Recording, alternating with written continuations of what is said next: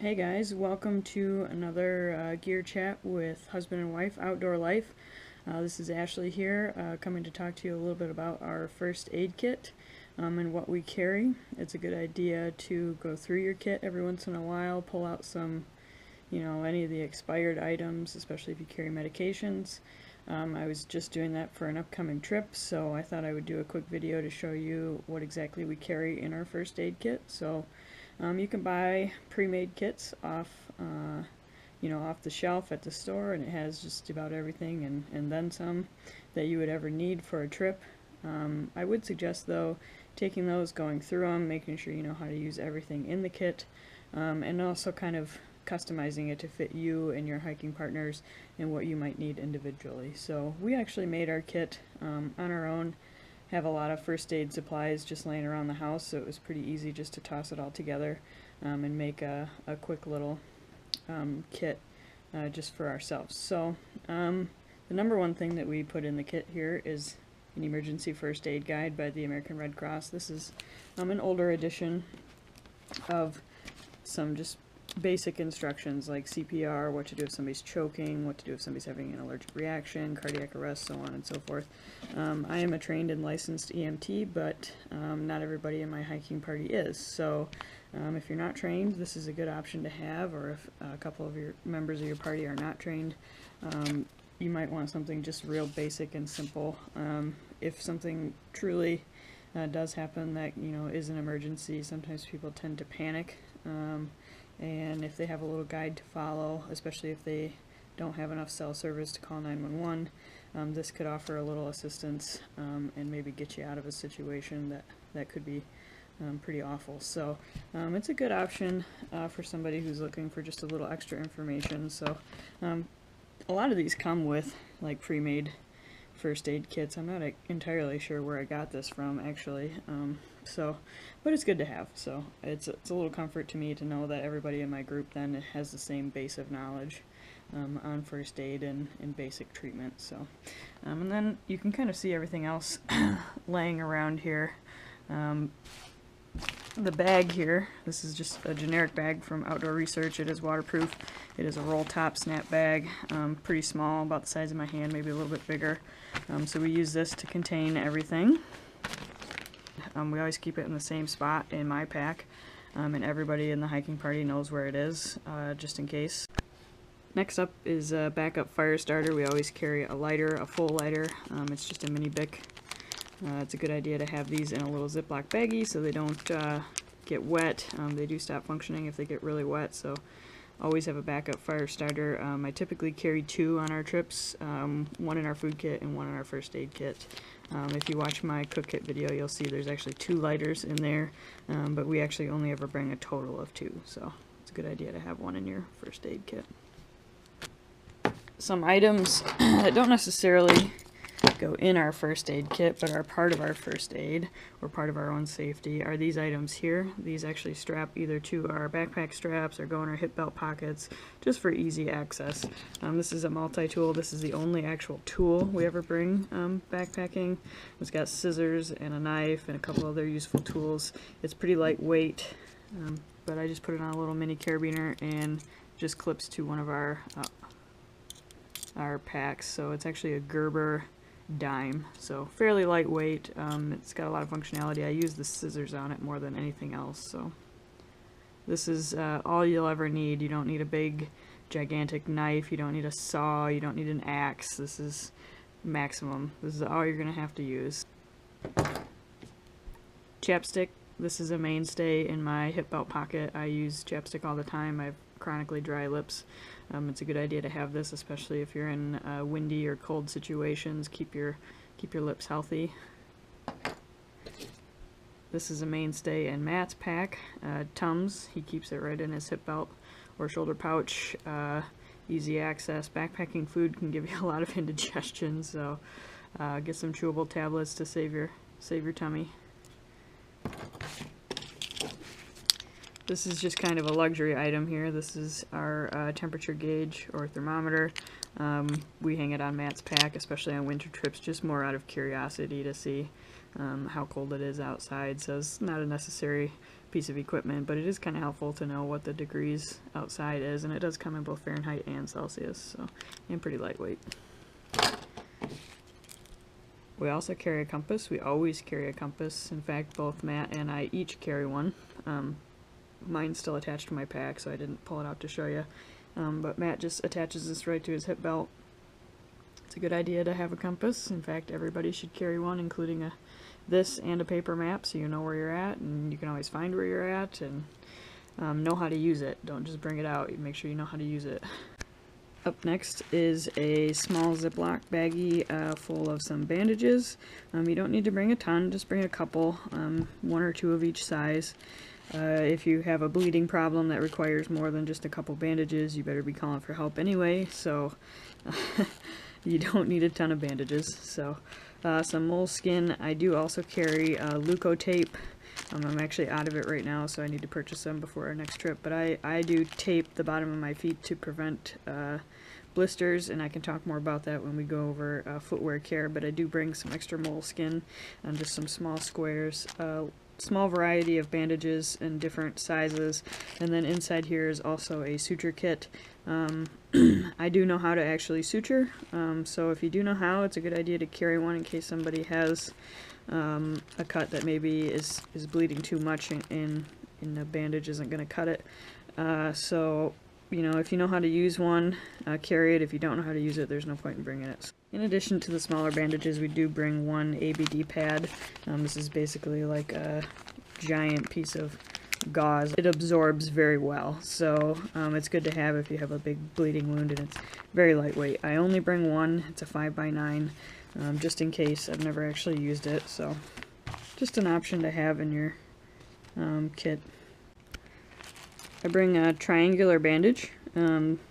This is great if somebody maybe dislocates their shoulder or breaks their arm and you need to make a sling pretty quickly. You could do this out of a t-shirt, but the triangular bandage just makes it super easy, and it's very lightweight. So if you know how to use one of these, you can do a lot of things with it, even something as simple as like a tourniquet, although I don't recommend you doing a tourniquet unless it's like a last minute deal and you don't have any other choice. But the triangular bandage offers a lot of flexibility for different first aid options, so for me it's a useful item to toss in.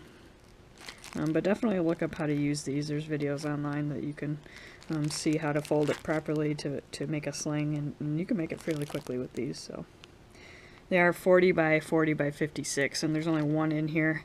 They do typically come with a safety pin as well, but I already have 2 in my kit, so I took that out of there. Matt and I always carry water filtration, and we always use a Sawyer squeeze. I'm going to do another Gear Chat video about our filtration system, but for a backup, we do carry some Aquamirror tabs. There's 12 tabs in here, but the total weight of this is like 0.1 ounce, so it's worth it to me to carry just a little backup. It does take a while for the water to actually be treated. Using these, it does take several hours, but it's a good backup. It's an option. Sometimes we have several day trips, and you know, if the Sawyer stops working or if it gets lost for some reason, we have a backup. You could always boil too, but that wastes a lot of fuel, and I don't typically bring more than a small canister of fuel, so this gives me an option other than that to do at a pretty light weight, and this is a lot lighter than carrying more fuel. I do bring Neosporin. I put it in this little Ziploc baggie in case it leaks. It's basically a first aid antibiotic and pain relief ointment. It's good to have, especially if you get a little scratch or a little scrape and you don't want it to turn into a bigger infection or a bigger issue later down the road. So Neosporin is a pretty commonly used antibiotic ointment, and it's really easy to find and very cheap. So it's an easy addition to this kit. I also bring this small roll bandage. It's basically roll gauze in case somebody has a bleeding wound that could easily be fixed by maybe that ABD pad, and then this roll I could wrap around, let's say it's an arm or a leg or something, and it just offers a little protection that maybe a Band-Aid couldn't. Duct tape. I do bring a roll of duct tape. I used to take regular size duct tape and like wrap it around like another object, like a trekking pole or a water bottle or something, and then you had tape to use later, but I found when you peeled it off that it didn't always stick as good as it did the first time. So I ended up finding at a hardware store these little tiny rolls of duct tape. I'm not sure if you can see how small that is next to my hand, but they come in a variety of different fun colors, but I just picked up a black one. It was fairly cheap. It's good for repair in case you have to fix like a tent pole, or maybe you ran out of bandages and you could use it for that. You could use it for blister care. There's a variety of different uses, so duct tape does come with us. It's a little heavier than I would like. It is heavier than the one where I used to just peel it off and put it on like a water bottle or something, but it does work better, so I'm going to go with this option. I do carry a tick key. Ticks are becoming more and more of an issue in Michigan and in areas we hike near Michigan, so we do carry a tick key to help us remove ticks. I've never actually used it. This one has a lot of great reviews online, so I did just go with this. You basically just put it over top the tick right here, and then you slide it down so that the tick gets into that tighter portion, and then you pull away from the skin and it just removes the tick as simply as that. So I do keep this in our first aid kit, and it's been a good addition even though I've never used it. Another option you can bring is just a simple set of tweezers. This has a little bit more dual purpose. You can remove ticks with it, you can remove slivers with it, you can help with your suture kit if you have that as like a needle driver. This is a good piece of equipment to carry, I guess another tool that we have. I do wish our multi-tool had just a smaller pair of tweezers already in it, but it doesn't. So if you do have a multi-tool that already has tweezers, you don't need to bring these. Another item we bring is just a small medication kit.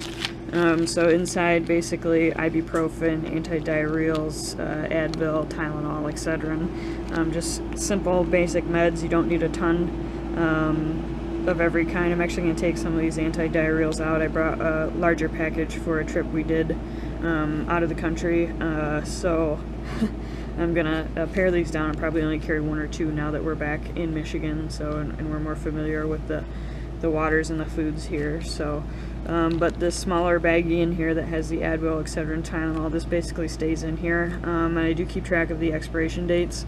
It's a good idea to check these every once in a while because a lot of these meds expire after about a year or two on the shelf, so make sure you're taking a look at them and you're replacing them as needed.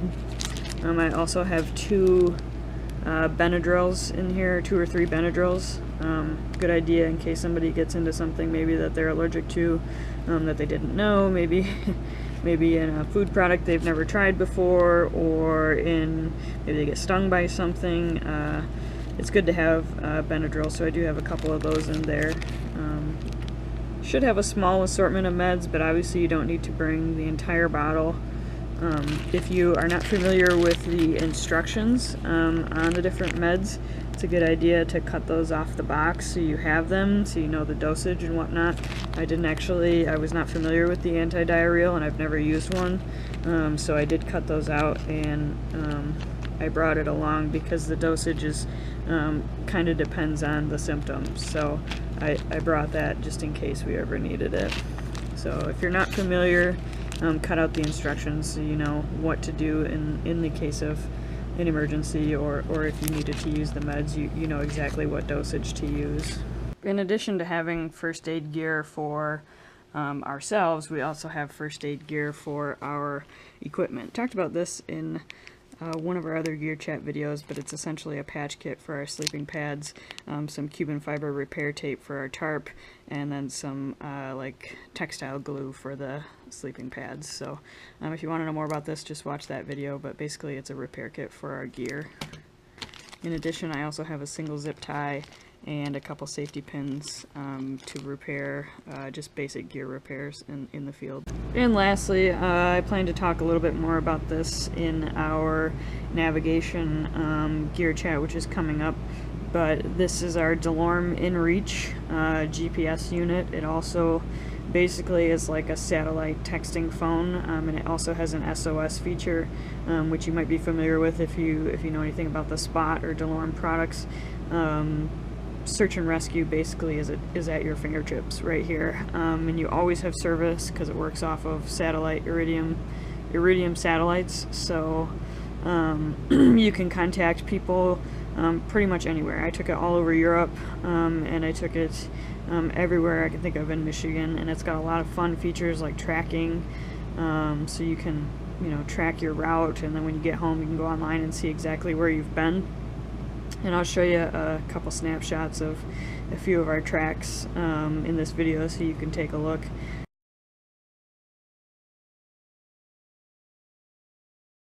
But this is a safety tool for us. I bought it specifically for our Europe trip, but I've been using it more and more in and around Michigan, not even just for hiking, also for like hunting and fishing trips. You just never know when you might need it, and it's definitely cool to mark waypoints so I know where to come back.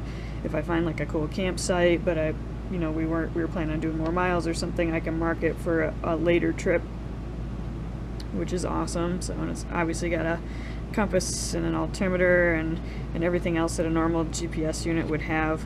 But my number one favorite feature is the two-way texting. So almost everywhere we go in the backcountry has no cell service, so this gives me an option to communicate with family or somebody back home to let them know, hey, we're going to be running a little bit late, or we took a different route, or just to chat back and forth. So you do have to pay for a subscription plan, and the unit itself is pretty pricey, but if you watch for sales or get a nice coupon, this is a pretty neat item. And they do come in 2 different versions, so read up on the different features between the two and make a decision based off of what you're going to use it for.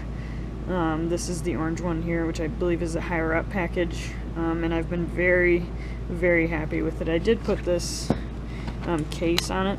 I don't know if you can tell, it's like a neoprene case, and it's supposed to help it float. So this is a pretty heavy unit, and we do take it on the boat and on the canoe, and so having a little floaty device on it, or a floaty case on it, kind of just gives me a little bit more reassurance that I'm not going to lose it at the bottom of the lake or the river.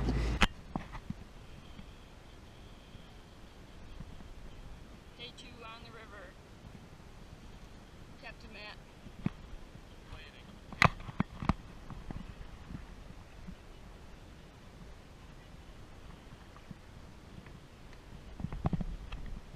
And it does come with this big, gigantic carabiner clip and a reflective attachment for like your pack, and a clip here. So pretty heavy, definitely a luxury item, being in that you can contact family, two-way texting, and it is free texting, so it's not preset messages. You can put preset messages in there, but you could free text as well. You can type anything you want, so it's just the old school style texting from the old like flip phones. One more. Oh, Mom just messaged. I could hear it.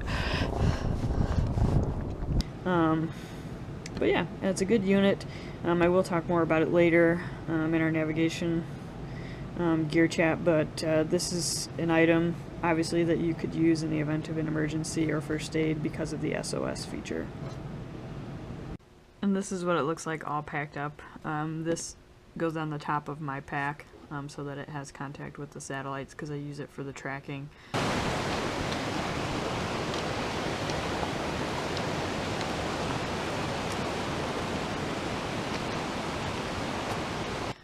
So this doesn't actually go in here, but this is what it looks like all packed up.